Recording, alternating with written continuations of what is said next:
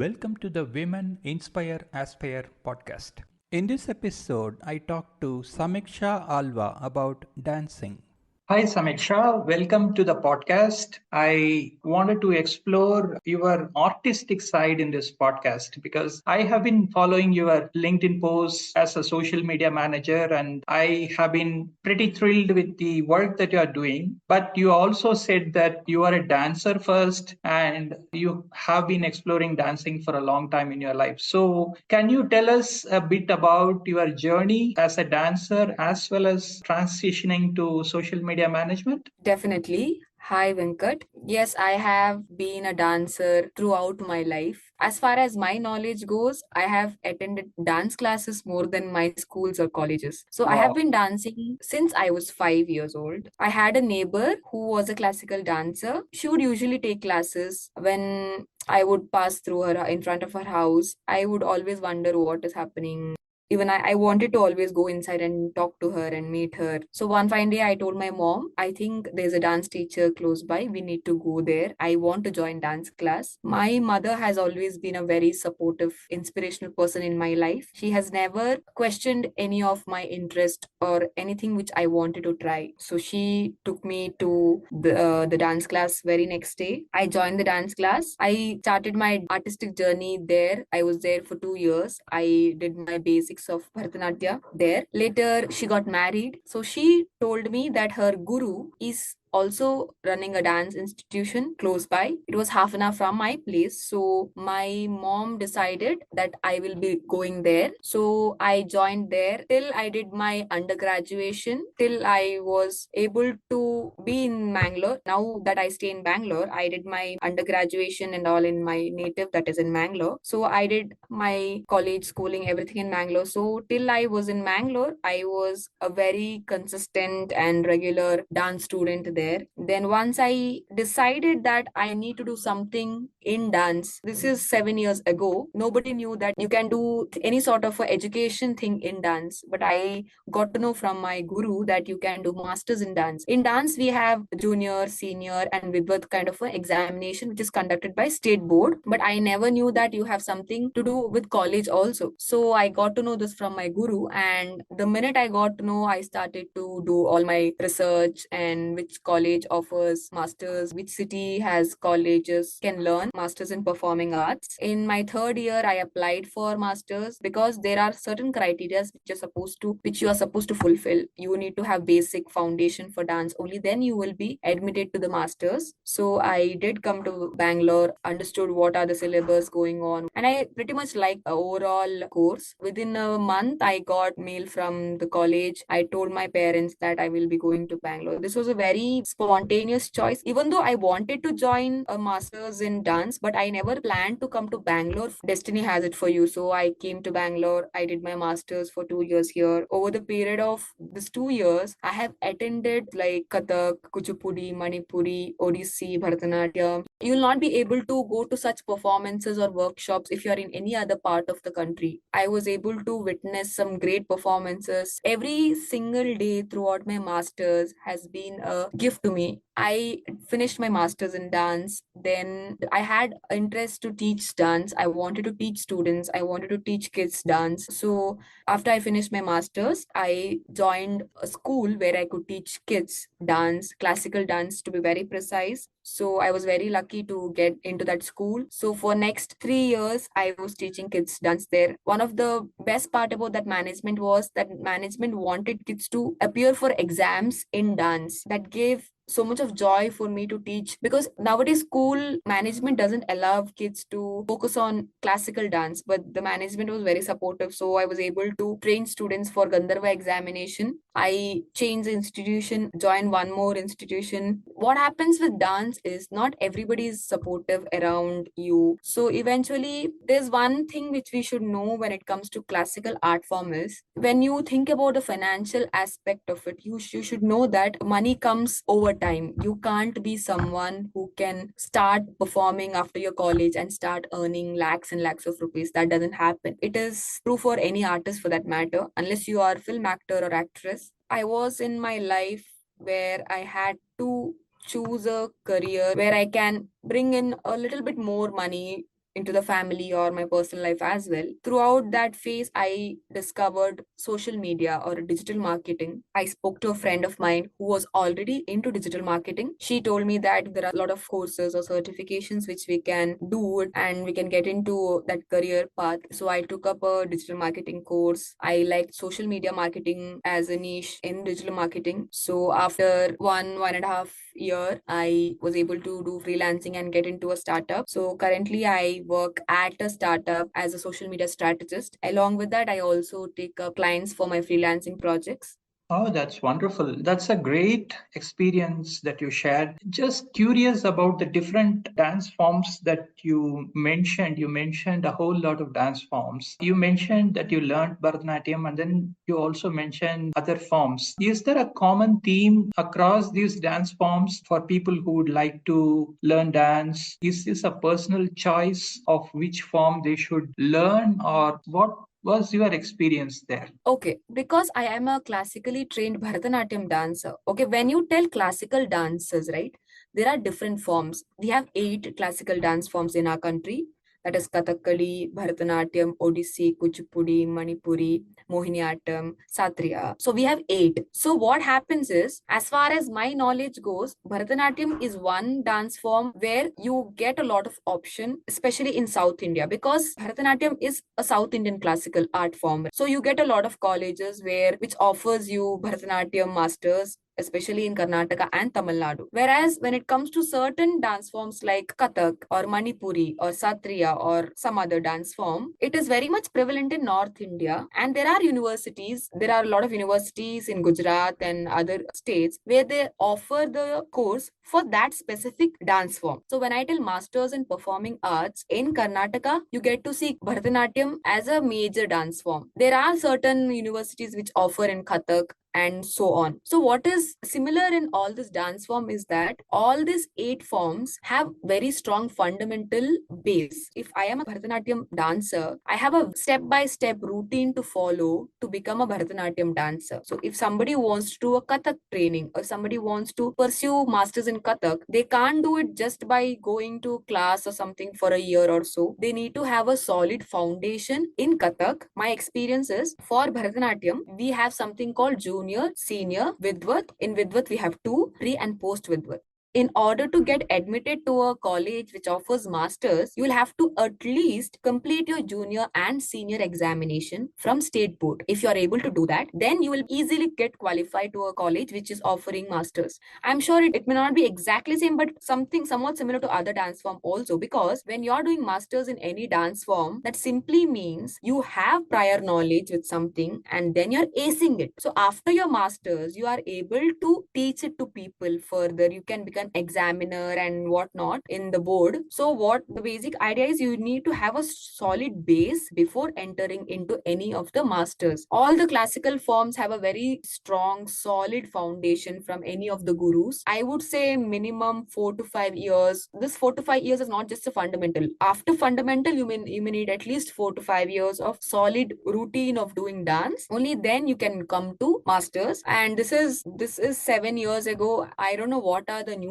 rules and regulations. Every university will have their own rules and regulations. I can speak this for South India. There are a lot of colleges which offers full time as well as correspondent courses in masters. Those of who are already working, for example, if somebody is already in job or somebody is doing some other course, but they are very much interested in doing this, they can very much get admitted to the colleges which offer weekend correspondency, where only you will have to go on weekends and you will have to attend class, or even exams are conducted on weekends. Some people who are extraordinary, who are able to do 2 things simultaneously, can have that approach also. If they feel that I don't want to wait for my course to complete, I will simultaneously be able to do, they can definitely do this way. When I say classical dance form, people needs to understand that they have set of rules and regulations. Classical dance form, for example, I said Bharatanatyam, Kathak, Kathakali, Kuchipudi, Mohiniyattam, Odissi, Satriya. They have a very strict rules and regulations. That is why it is called classical. They have history bound to it. Anyone who wants to start now, anytime you can start. There is nothing like you can't start if you have crossed your schooling, you can't start, nothing like that. But if you want to join masters or if you want to join any university, there might be certain rules and regulations you have to look into before getting in. Yeah, so I was coming from more of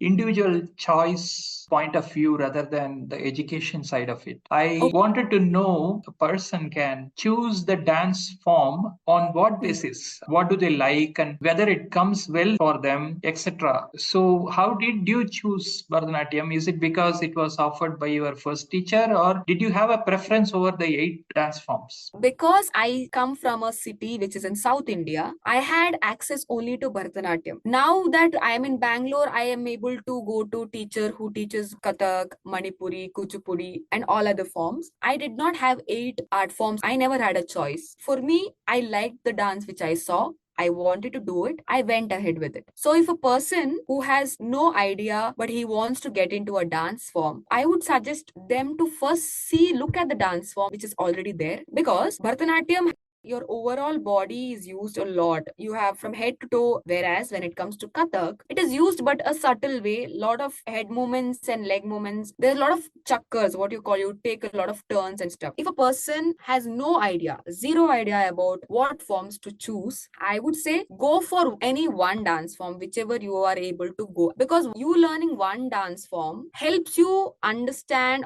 It becomes easy for you to learn any other classical dance form. This is a specialty of a classical dance. Because I have the rhythmic sense, I have the understanding of the beats and vocals and all that. Understanding different dance forms becomes very easy for me. If you're okay learning virtually, good. There are a lot of teachers who can teach you virtually, but I would suggest always go to learn anything in person to a guru and learn a dance form. I'll give you an example of a friend of mine who was learning Bharatanatyam with me. She was learning Bharatanatyam for 5 years. She would watch a lot of performance. She realized she liked Kathak dance more than Bharatanatyam. So because she had a strong base in Bharatanatyam, she could easily understand or grasp the Kathak dance form in comparison with a newbie dancer.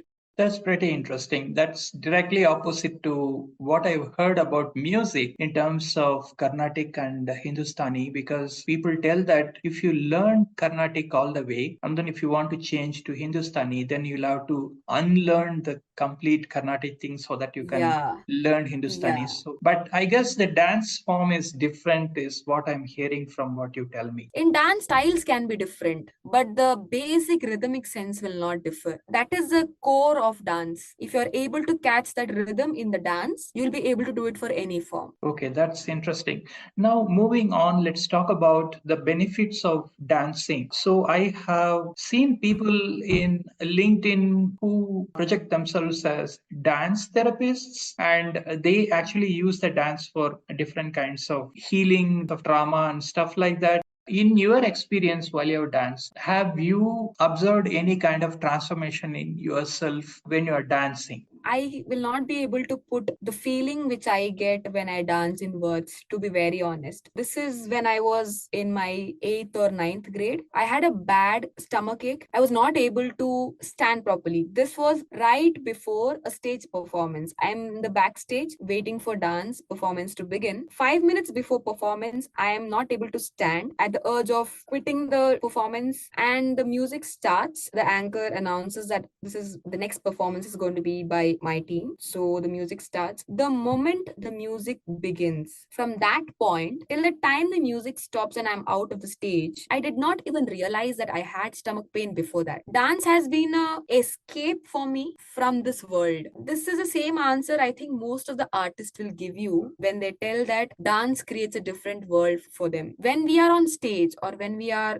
doing dance on rehearsals or any as simple as a normal class where we go, the moment you do that namaste namaskaram, and the moment you stand there to perform, you forget the outer world. This is not only dancers experiences. If you are somebody who likes dance, you also will feel the same emotions going through. There's a word called anandam which we use in classical dance, where our soul gets merged with the soul of God. So you forget about all the worldly pleasure, all the pain, all the sadness, everything in your life, and go to a world where you can escape out of it. So dance has always been an escapism for me, and that escapism that became love, and it became part of my life. For me, being there on stage, being able to teach, being the dancer is where I feel I get at most joy. I actually miss dancing a lot because my schedule has been very busy. But I think I have been the happiest when I have danced. No matter I have been through heartbreaks, I have been through family trauma or any pain, any sorrow, dance has always been there for me. That's wonderful. So I think what I'm hearing is dance takes you to a meditative state, which makes you feel at peace with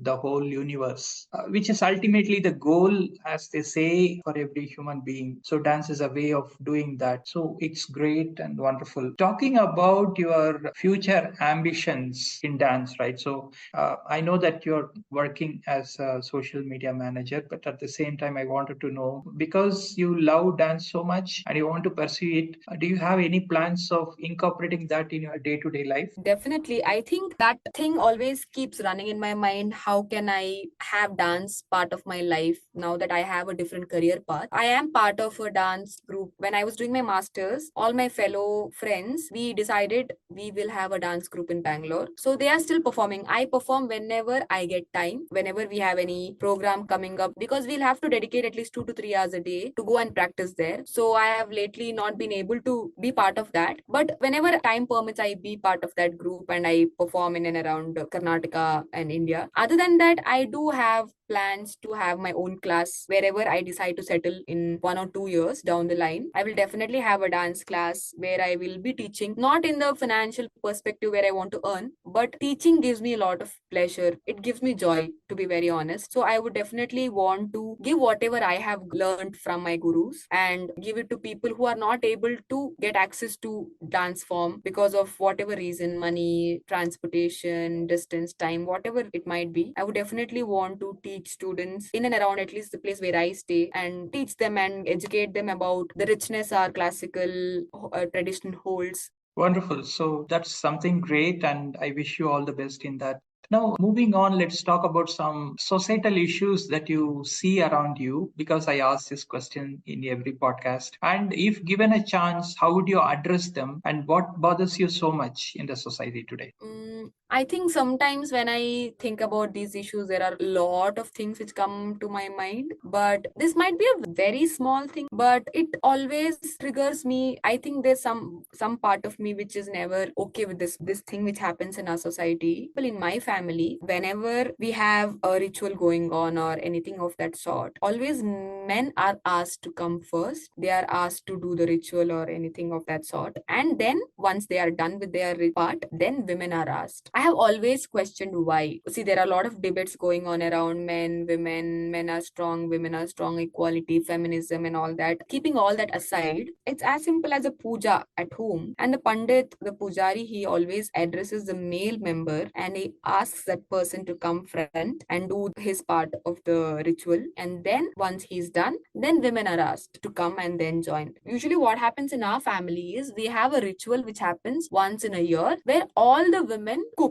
I totally get this part where women might be good at cooking or women are multitaskers or whatever you can label that, women cook, whereas men sit and they have their gala time. They have a chill time, they talk, whereas women cook, like they begin in the morning at 9 and it goes up till 1 or 2 because the number is big. So they cook and men are asked to eat first, they finish their meal, and then women are asked to like take. I've always asked why. when we talk about equality in this generation where girl partners, husband and wife both are working and both are equally helping each others in the house, why can't this happen openly outside? I speak about this in front of my cousins, or when I bring up this topic, people are like, this has been happening from like a really long time, so we are following. Why are we not stopping like we are okay to help our partners in the house? This is like not everybody's okay, but I'm telling there is one part of the society where men and women are okay to, like, partners are okay to help each other in the kitchen and all the laundry and all that stuff, all that. But why are we not why are we not successful in doing that in larger number in the society? This might be a very small thing, very very minute thing, but I have always been triggered by this thing, that why only women are always, when it comes to kitchen it is women, when it comes to work it is men. See,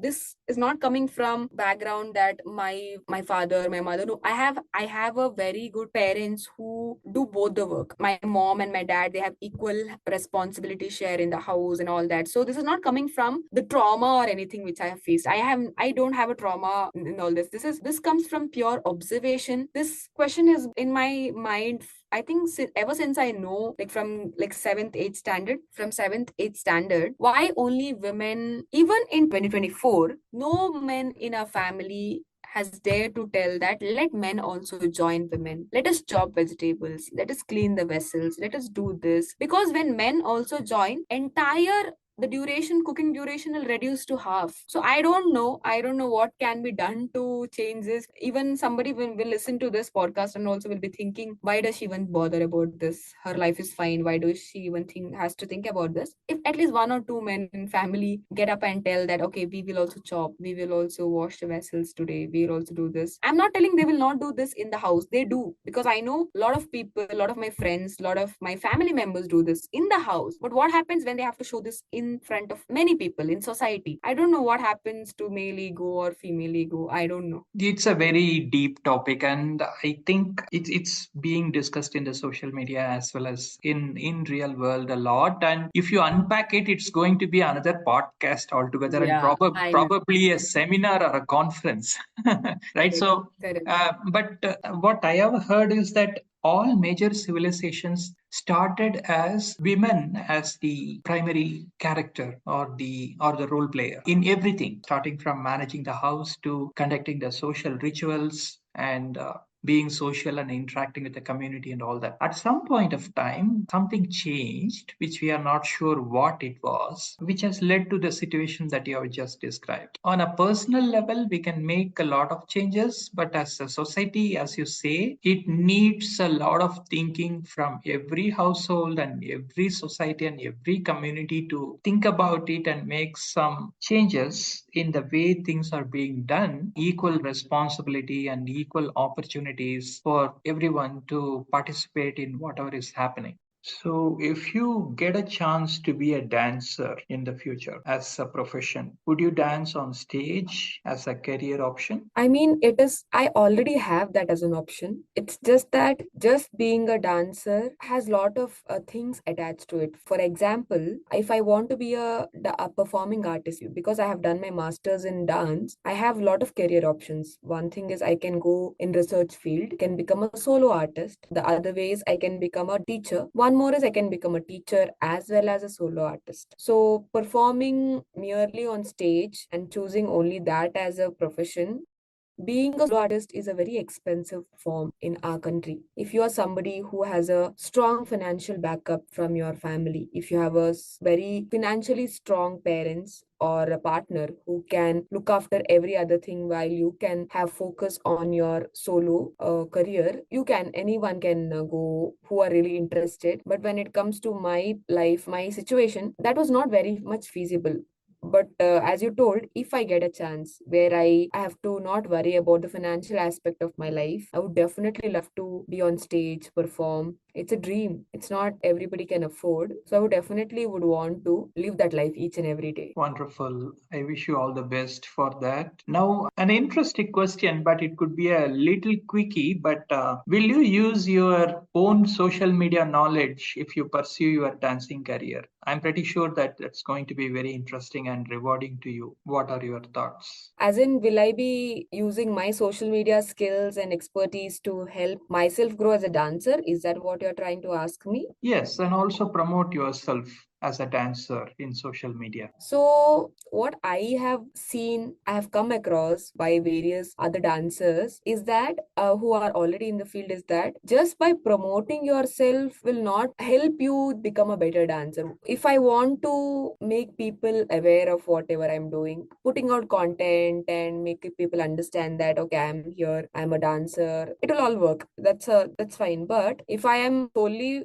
focusing to become a very good performer and if I want to attract people and all that stuff, I think social media can help me to one extent, but there are a lot of constraints. You can obviously put yourself out there on social media, helps creative people to showcase their talent. Obviously that can give you fame. I have a little different opinion here. Even though I am a social media marketer, I'm a social media manager, but if I am pursuing dance, I would obviously put things which if I'm performing anywhere, workshops are conducted and all that, I would definitely like the audience to know. But I would not be a person like an influencer dancer. I'm not interested in being that. One thing being, classical dancers have a very different approach when it comes to social media. They use social media as a platform. They have their classes opened, they have their workshops available and all that. Not to grow as an artist. For them to go grow as an artist, they have to always go for the in-person approach, go to gurus, approach gurus in person, be there, learn that, attend workshops, get in touch with the very rare artists. So I think I will use the knowledge which I have, but I would not be completely dependent on this to make myself famous or get the recognition. I wouldn't use social media. So it sounds like two things. One is you would like to use the social media as aid and not the primary thing, which is understandable, which is common across all professions. I think probably you might outsource the social media to somebody else who can take care of it so that you can Possible, focus. because once if I am choosing dance as a career path, that takes a lot of your time, right? It has a lot of things involved in it, the practice sessions, the rehearsals, the involvement, and all that stuff. So I would probably outsource, or I think I can manage to an extent by myself, giving it a minimal time required. See, everybody has a different approach. I, being a social media manager, know what approach I want. When I am outsourcing, they have a different idea, and I might not be okay with the idea in which they want to portray myself out there. I would outsource, but I would do manage on my own with minimal, with whatever I can do. This is a problem with many professions. For example, if you take myself, I'm not able to outsource, honestly, whatever work that I'm doing because it needs my imprint, it needs my views, and it needs the way I express myself in whatever work Correct. that Correct. I'm doing, which an outsource might not be able to do or do justice for that. So Absolutely correct. it is a fine line. So I guess it's the same with many professions. Now, coming to the constraints that you talked about in social media, so can you talk a bit more about it? You mentioned there are constraints, many constraints in the social media, gaining publicity and things like that. I have been in this industry for quite long now. I have seen how a lot of very authentic and very genuine artists try to stay away from social media, because what happens is once you indulge a lot in publicizing yourself, just because they are on Instagram or just because they have a lot of followers on Instagram, the amount attached to learning from them has like increased drastically. I'll give you an example. There's a teacher A and a teacher B. I don't want to obviously name them. Teacher A being very active on social media, she keeps updating each and everything which happens in and around Bangalore, like or across the country, wherever she travels, regular class updates and all that stuff. And there is teacher B, who's excellent teacher, excellent performer. She just know to give and give and give to her students. I have been to both these teachers, but what I've realized is you are getting a very different picture on social media. Like people fool fool you on social media, right? So